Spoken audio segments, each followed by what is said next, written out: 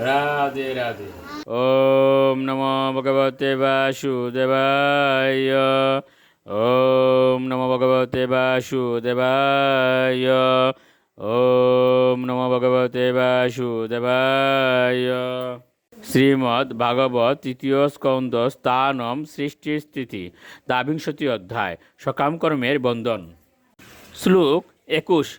ততস্তেষীন সুকৃতা পুনর্লোকমিমাংসতি পতন্তি বিবশা দেবয় সদ্য বিভ্রংশিতুদয়া। অনুবাদ: তাদের পুণ্যকর্মের ফল নিঃশেষ হয়ে গেলে তারা দৈব বশে পুনরায় অধপতিত হয়ে এই লোকে ফিরে আসে। ঠিক যেমন উচ্চপদে উন্নীত কোনো ব্যক্তিকে কখনো কখনো সহসা পদচ্যুত করা হয়। শ্লোক 22।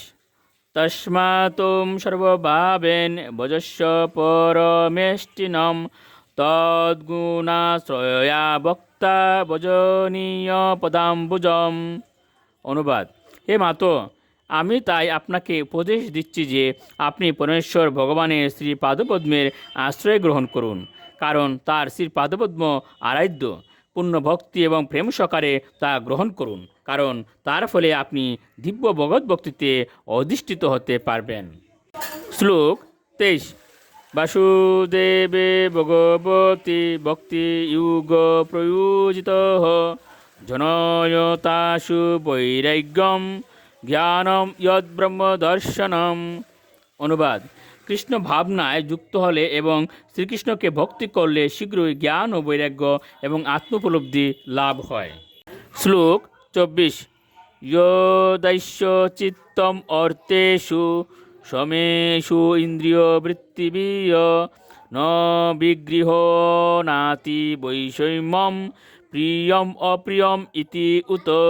অনুবাদ: ইন্দ্রিয়ের কার্যকলাপের মাধ্যমে উন্নত ভক্তের মন সমদর্শী হয় এবং কোন বস্তুটি প্রিয় এবং কোন বস্তুটি অপ্রিয় তিনি এই ধারণার অতীত হন। শ্লোক 25।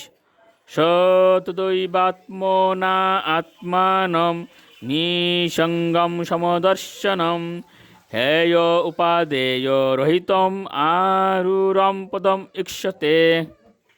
অনুবাদ: শুদ্ধ ভক্ত তার অপ্রাকৃত বুদ্ধির প্রভাবে সমদর্শী হন এবং নিজেকে জ্বরের কলুষিত প্রভাব থেকে মুক্তরূপে দর্শন করেন।